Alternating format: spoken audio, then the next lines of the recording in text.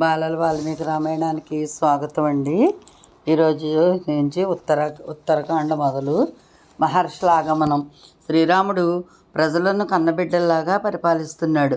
ఒకసారి మహర్షులంతా రామ సందర్శనం కోసం అయోధ్యకు వచ్చి ముక్తకంఠంతో శ్రీరామ, రావణుడు మొదలైన రాక్షసుల్ని సంహరించి లోకంలో ధర్మాన్ని నిలిపావయ్యా, అందుకు మాకు ఎంత ఆనందంగా ఉందో తెలుసా?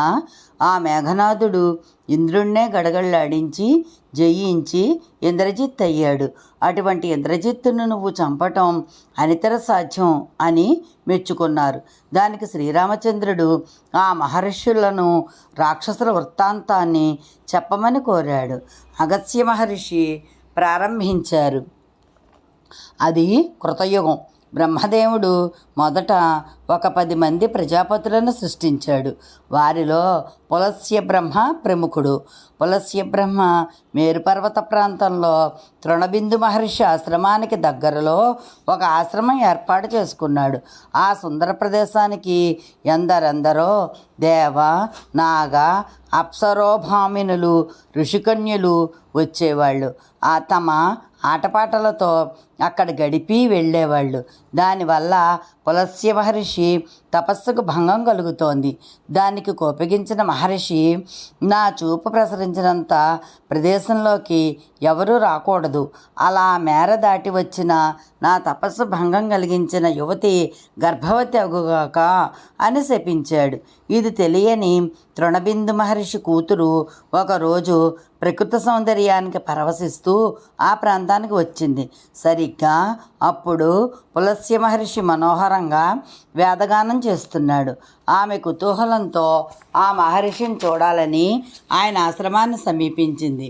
ఇంతలో హఠాత్తుగా ఆమెకు గర్భవతి లక్షణాలు పడచూపాయి. తృణబిందు మహర్షి తన దివ్య దృష్టితో అంతా తెలుసుకుని ఆమెను పులస్య మహర్షికే ఇచ్చి పెళ్లి చేశాడు. తృణబిందుడి కూతురు అత్యంత భక్తి శ్రద్ధలతో భర్తకు సేవ చేస్తోంది. ఆమె సేవలకు సంతోషించిన పులస్త్యుడు, ప్రియా, నేను వేదం చదువుతున్నప్పుడు నన్ను నువ్వు దర్శించావు కాబట్టి మనకు పుట్టబోయే కుమారుడికి విశ్రవసుడు అని నామకరణం చేస్తున్నాను అని అనుగ్రహించాడు. కొంతకాలానికి విశ్రవసుడు జన్మించాడు. అతడు తండ్రికి తగ్గ తనయుడు. గొప్ప తపస్సు చేసి విశ్రవో మహర్షి అనిపించుకున్నాడు. అతడి తపస్సుకు ముచ్చటపడి భరద్వాజ మహర్షి తనంతట తానుగా తన కూతుర్నిచ్చి వివాహం జరిపించాడు. భరద్వాజుడి కూతురు సంతానం కావాలనుకుంది. అది తెలుసుకున్న విశ్రవసుడు ఆమెకు పుత్రుని అనుగ్రహించాడు. అతడు పుట్టిన వేళా విశేషాలను బట్టి అతడు సర్వలోకాలకు ధనపతి అవుతాడని తెలుసుకొని ఆ దంపతులు ఎంతగానో ఆనందించారు. వైశ్రవణుడు అని పేరు పెట్టుకుని మురిపెంగా పెంచుకుంటున్నారు. వైశ్రవణుడు సుదీర్ఘకాలం తపస్సు చేశాడు. బ్రహ్మదేవుడు మెచ్చి ఇంద్రాది దేవతలతో వచ్చి వరం కోరుకోమన్నాడు. అప్పుడు వైశ్రవణుడు, దేవా, నేను లోకపాలకుడిని అయ్యేలా అనుగ్రహించు అన్నాడు. అప్పుడు బ్రహ్మదేవుడు, ఓహో, నేను నలుగురి లోకపాలకులను సృష్టించాలనుకున్నాను. ఇప్పటికీ ఇంద్ర, యమ, వరుణులు 3 పూర్తయ్యారు. ఇక నువ్వే ఆ 4వ వాడివి. అంతేకాదు, నువ్వు ధనాధిపతివి కూడా అవుతావు అని వరమిచ్చాడు. దానితో పాటు ఒక అద్భుతమైన పుష్పకం అనే విమానాన్ని కూడా బ్రహ్మదేవుడు వైశ్రవణుడికి బహుమానంగా ప్రసాదించాడు.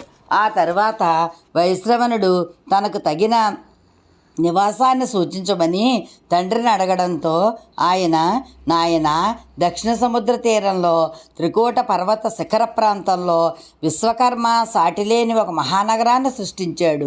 విశ్వకర్మ దితిపుత్రుడు. ఒకసారి దేవతలకు రాక్షసులకు ఘోర యుద్ధం జరిగింది.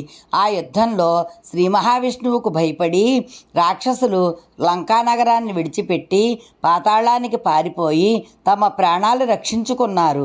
ఇప్పుడు లంకలో ఎవరూ లేరు కాబట్టి లంక నీదే, దాన్ని నీ నివాస స్థానం చేసుకో అని తండ్రి విశ్రవసుడు వైశ్రవణుడికి చెప్పాడు.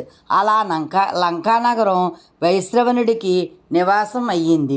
శ్రీరామ, అసలు బ్రహ్మదేవుడు మొదట నీటిని, ఆ నీటిని కాపాడటానికి వివిధ ప్రాణుల్ని సృష్టించాడు. ఈ ప్రాణులకు ఆకలి దప్పులు పుట్టాయి. నీరే సమస్త జీవరాశికి ప్రాణాధారం కాబట్టి సంరక్షించుకోండి అని ఆ ప్రాణులకు చెప్పాడు బ్రహ్మదేవుడు. అప్పుడు వాళ్ళల్లో కొందరు ఈ జలాల్ని మేము రక్షిస్తాం అన్నారు. మరికొందరు రక్షించడంతో పాటు మేము పూజించి సేవిస్తాం అన్నారు. అలా రక్షామహ అన్నవాళ్ళు రాక్షసులుగా, జక్షామహ అన్నవాళ్ళు యక్షులుగా మారారు. హేతి, ప్రహేతి వాళ్ళ నాయకులు.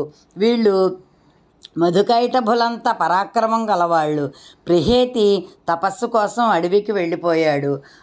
హేతి మాత్రం గృహస్థాశ్రమం స్వీకరించాలని తగిన వధువు కోసం చాలా అన్వేషించాడు. చివరికి యముడి సోదరి భయ అనే కన్యను కోరి వివాహం చేసుకున్నాడు. కొంతకాలానికి వాళ్ళకు ఒక కొడుకు పుట్టాడు. విద్యుత్కేశుడని పేరు పెట్టుకుని పెంచుకుంటున్నారు. సూర్యుడి భార్య సంధ్యాదేవి. ఆమెకి పెళ్ళుడికి వచ్చిన కుమార్తె ఉందని తెలిసింది హేతికి. వెళ్ళి అడిగాడు. ఆ పిల్ల పేరు కంటకం కట. తల్లిలాగానే పిల్ల కూడా తేజస్విని. సంధ్యాదేవి ఒప్పుకుంది. తన కూతురు విద్యుత్కేశుడికిచ్చి పెళ్లి చేసింది. కొన్నాళ్లకు సాలకటం కట గర్భం ధరించింది. ఆ గర్భం ఆమెకు ఇష్టం లేదు, కానీ తప్పదు కదా. అందుకే పుట్టిన శిశువును మందరపర్వత ప్రాంతంలో వదిలి భర్త దగ్గరికి వెళ్ళిపోయింది.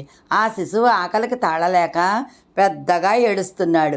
అదే సమయంలో పార్వతీ పరమేశ్వరులు నందివాహనంపై విహరిస్తూ శిశువు రోదన విన్నారు. శివుడికి చెప్పలేనంత జాలి కలిగింది. నందివాహనం దిగివచ్చి ఆ పిల్లవాడిని ఎత్తుకుని పార్వతికి ఇచ్చి వీడిని పుత్రులాగా చూసుకో అని కోరాడు.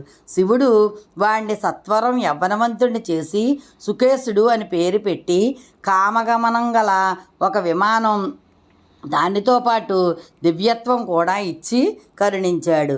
శివుడు ప్రసాదించిన వరాలతో సుకేశుడు దేవతలకు ప్రీతిప్రాతుడవుతూ సంతోషంతో యథేచ్ఛగా సంచరిస్తూ పరమశివుణ్ణి సేవించుకుంటూ ధార్మికుడై కాలం గడుపుతున్నాడు. అతడిలో ఏ రాక్షస ప్రవృత్తి ఏ కోసానా లేదు. సుకేశుడి గురించి విన్నాడు. గ్రామిణి అనే ఒక గంధర్వుడు తన కూతురు దేవతని ఇచ్చి పెండ్లి చేశాడు. కొంతకాలానికి దేవవతి సుకేశులకు మాల్యవంతుడు, సుమాలి, మాలి అనే ముగ్గురు క్రూరులైన కొడుకులు పుట్టారు. ఈ ముగ్గురిలో ఎవ్వరికి తండ్రుల మంచి లక్షణాల్లో ఏ ఒక్కటి రాలేదు. ముగ్గురే లోకకంటకులుగా మారారు. బ్రహ్మదేవుని గూర్చి ఘోర తపస్సు చేసి వారు వరాలను పొందారు.